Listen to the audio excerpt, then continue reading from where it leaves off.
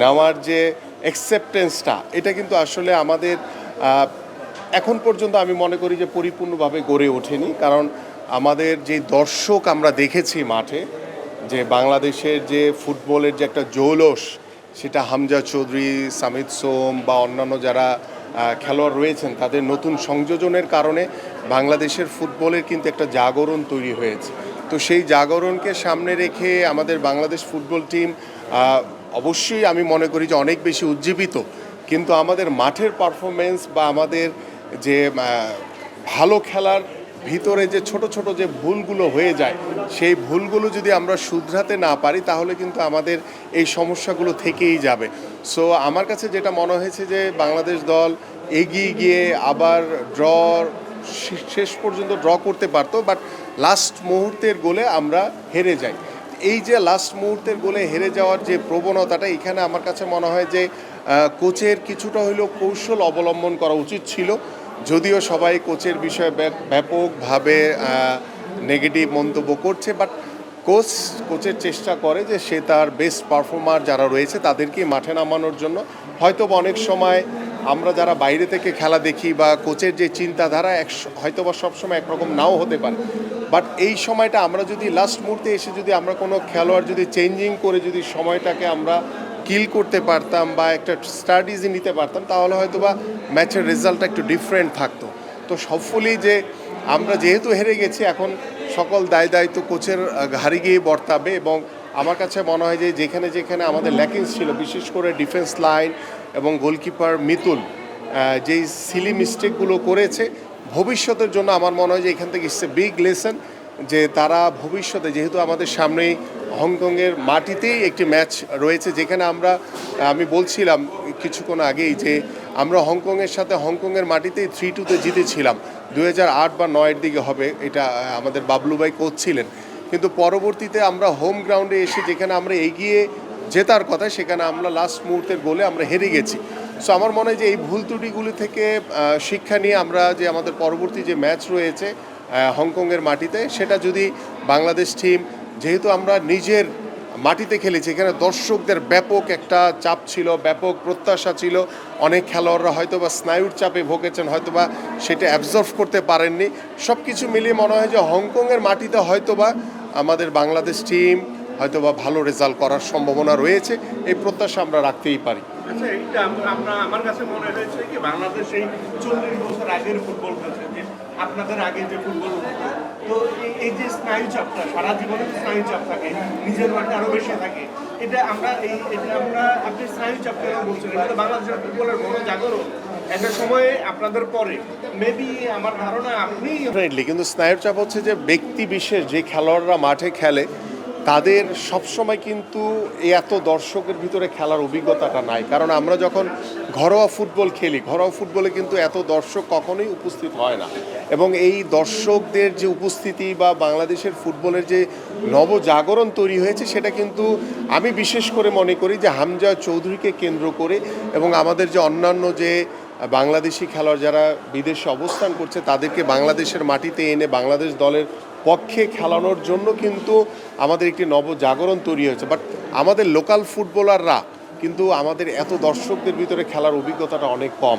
তো সেই জায়গা থেকে যদি আমরা এই ধরনের ফুটবল টুর্নামেন্ট বা ফুটবল খেলা যদি এত দর্শকদের ভিতরে খেলার অভ্যাস হয়ে যায়, তখন কিন্তু আর এই স্নায়ুর চাপটা থাকবে না। তো আমার কাছে মনে হয় যে আমি যে সিলি মিস্টেকগুলো দেখেছি, সেটা যদি একটু কনসেন্ট্রেট করতো বা একটু যদি খেয়াল করতো, তাহলে কিন্তু আসলে এই মিস্টেকগুলো হয় না। এবং সেটা আমার ক্ষেত্রে বাংলাদেশ ফুটবলের একজন সাবেক ক্যাপ্টেন হিসেবে এই পরামর্শ, সেটা হচ্ছে কনসেন্ট্রেশন, মনোযোগ।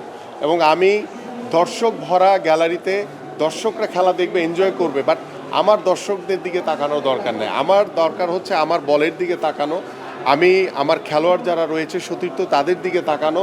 এবং দর্শকদের যে চাপটা যদি কোনো খেলোয়াড় নিয়ে ফেলে, তাহলে কিন্তু ভুল করার সম্ভাবনাটা অনেক বেশি থাকে। তো সেই জায়গা থেকে আমার কাছে মনে হয়েছে যে আমার যারা খেলোয়াড় রয়েছে 11 জন, তারা শুধু অপোনেন্ট টিমের যে অ্যাক্টিভিটিস রয়েছে সেদিকে খেয়াল রাখবে, তাদের যে স্ট্র্যাটেজি রয়েছে সেদিকে খেয়াল রাখবে। আমাদের কাজ হচ্ছে শুধু আমাদের যে ছোট যে বলটি রয়েছে সেই বলের দিকে শতভাগ কনসেন্ট্রেট করা এবং প্রত্যেকটি পজিশন ধরে রেখে যদি আমরা আমাদের যেই সামর্থ্য রয়েছে সেই সামর্থ্যর সাথে যদি ভালো ম্যাচ খেলতে পারি, তাহলে কিন্তু এন্ড অফ দ্য ডেতে এবং এন্ড অফ দ্য ম্যাচে কিন্তু আমরা ভালো রেজাল্ট করতে পারি। সো এই জায়গাটুকুতে আমার মনে হয় যে সব কিছু মাথা থেকে ঝেড়ে দিয়ে শতভাগ কনসেন্ট্রেট করা উচিত আমাদের প্রত্যেকটি মুহূর্তে। কুশলের কোনো কোশ্চেন? আমার কাছে মনে হয় এটা নিয়ে কোনো মানে চয়েস আছে বলে মনে হয় না। আমি আপনার সাথে শতভাগ একমত যে হামজার মতো যদি একজন ফুটবলারকে ক্যাপ্টেনশিপের দায়িত্ব দেওয়া হয় তাহলে আমার কাছে মনে হয় যে বাংলাদেশ দলও অনেকটা নির্ভর হবে। পাশাপাশি হামজা চৌধুরীর যে নেতৃত্ব, তিনি লিস্টার সিটির মতো ক্লাবে নেতৃত্ব দিয়ে থাকেন এবং আমার কাছে মনে হয় যে আমরা যদি হামজা চৌধুরীকে ভবিষ্যতে ক্যাপ্টেন্সি প্রদান করি তাহলে আমাদের বাংলাদেশ দল আরও অনেক বেশি উজ্জীবিত হবে এবং বাংলাদেশের দর্শকরা উজ্জীবিত হবে। এবং আমার কাছে মনে হয় যে আমাদের যারা বর্তমানে এখন ক্যাপ্টেনশিপ করছেন তাদের হয়তোবা এক এক সময় এক একজনকে দায়িত্ব দেওয়া হচ্ছে, যেটা নিয়ে হয়তোবা নিজেদের খেলোয়াড়দের ভিতরে একটা কনফিউশন বা একটা দ্বিধাদ্বন্দ্ব তৈরি হতে পারে। এটা খুব স্বাভাবিক একটি বিষয়। বাট হামজা চৌধুরীর বিষয়ে আমার কাছে মনে হয় না যে এখানে কোনো প্রশ্ন থাকবে।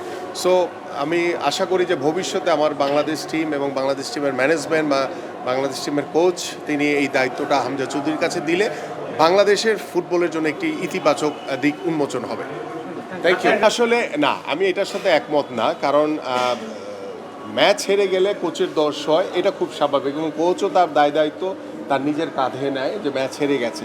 এখন কোচ যদি মনে করে যে হ্যাঁ আমি হয়তো বা এই বাংলাদেশ দলের সাথে মানে আমার যে স্ট্র্যাটেজি বা বাংলাদেশ দলের খেলোয়াড়রা হয়তো বা মিলছে না, তাহলে কোচ নিজে থেকেই পদত্যাগ করা উচিত। বা আমাদের ম্যানেজমেন্টের যারা দায়িত্ব রয়েছেন তারা যদি মনে করেন যে হ্যাঁ আমি দীর্ঘদিন এই কোচকে দিয়ে দেখলাম আমি আশানুরূপ রেজাল্ট পাচ্ছি না, তাহলে বাংলাদেশ ফুটবল টিমের যারা ম্যানেজমেন্ট আছে তারাও এটা তাকে পদত্যাগ করানোর জন্য বাধ্য করতে পারে। সো আমার কাছে মনে হয় যে এটা স্পেসিফিক শুধু কোচের উপরে দোষ না দিয়ে আমরা সামগ্রিকভাবে আমরা যারা মাঠে ছিলাম খেলোয়াড়, কোচ, সকলেরই সিলি মিস্টেকের কারণে কিন্তু আমরা ম্যাচটি আমাদের হাতছাড়া হয়ে গেছে। সো এককভাবে কোচকে দোষারোপ না করে আমরা যদি মনে করি যে না আমরা এই কোচ দিয়ে পারছি না, তাহলে চেঞ্জ করে আমরা নতুন কাউকে দায়িত্ব দিব। বাট একজন নতুন কাউকে দায়িত্ব দিলেই কিন্তু আপনার এই কোচ কিন্তু রাতারাতি আপনার বাংলাদেশ দলকে জিতিয়ে দিতে পারবে না। সো আমাদের যে সামর্থ্য রয়েছে, আমাদের যে শক্তি রয়েছে, সেই শক্তি নিয়েই আমাদের মাঠে নামতে হবে। কোচের ভুল ত্রুটি থাকতে পারে, খেলোয়াড়দের ভুল ত্রুটি থাকতে পারে, ম্যানেজমেন্টেরও ভুল ত্রুটি থাকতে পারে। সকলের সমন্বয়ে আমাদের লক্ষ্য হচ্ছে একটাই, যাতে বাংলাদেশ দল জিতে এবং সবার আগে বাংলাদেশ আমাদের, সেই বাংলাদেশকে আমরা জেতাতে চাই এবং সেটার জন্য কোচ, খেলোয়াড় বা অফিসিয়াল যারা রয়েছে সকলকে ঐক্যবদ্ধভাবে কাজ করতে হবে। আরেকটা বিষয় যে আপনি বললেন অডিয়েন্স, দেখেন আমরা এই মনোবিজ্ঞানীর কথা আমরা যখন খেলেছি তখনও কিন্তু আমাদের সাথে কাজ করেছে। তা আমার কাছে মনে হয় যে প্রত্যেকটি ন্যাশনাল টিমেই মনোবিদ থাকাটা অত্যন্ত জরুরি। কারণ আমরা যখন যে ম্যাচটি খেলতে যাব মানসিকভাবে যাতে কোনো চাপ না নেওয়া হয়, এটার জন্য কিন্তু আমাদের যে মানসিক এবং যে মনোবিদের যে প্রয়োজন, তিনি যে মেন্টালি আমাদের খেলোয়াড়দেরকে যে শক্তিশালী করবেন, মেন্টালি আমাদের খেলোয়াড়দেরকে যে সামর্থ্য যোগাতে পারবেন, যে মানসিকভাবে যে একটি পরিবর্তন দরকার, যে আমরা এত দর্শকের ভিতরে খেলছি কিন্তু আমরা এই দর্শক মাঠে আছে সেটা আমরা ভাববো না, এই যে একটা মানসিক চেঞ্জ, এই পরিবর্তনটা শুধু কিন্তু মনোবিদ দিতে পারেন। এবং আমাদের অনেক খেলোয়াড়রা রয়েছে, আমি আমার সময় দেখেছি যে আমি নিজেই অনেক মনোবিদের সাথে কথা বলেছি বিভিন্ন সময়ে, আমাদের ন্যাশনাল টিমে মনোবিদ ডাক্তার হিসেবে যারা দায়িত্ব পালন করেছে তারা দীর্ঘদিন আমাদের সাথে কাজ করেছে। তো আমরা কিন্তু এই প্র্যাকটিসটা কিন্তু আমাদের সময় ছিল। বাট আমি জানি না বর্তমানে যে আমাদের কোনো বাংলাদেশ টিমে মনোবিদ আছে কিনা। যদি না থাকে তাহলে আমি মনে করি যে ইমিডিয়েটলি একজন মনোবিদ নিয়োগ দেওয়ার জন্য, যার মাধ্যমে বাংলাদেশ দলের খেলোয়াড়রা প্রত্যেকে আরও বেশি মানসিকভাবে উজ্জীবিত হবে, শক্তিশালী হবে এবং তাদের সামর্থ্যটাকে তারা বোঝাতে পারবে সর্বোচ্চভাবে।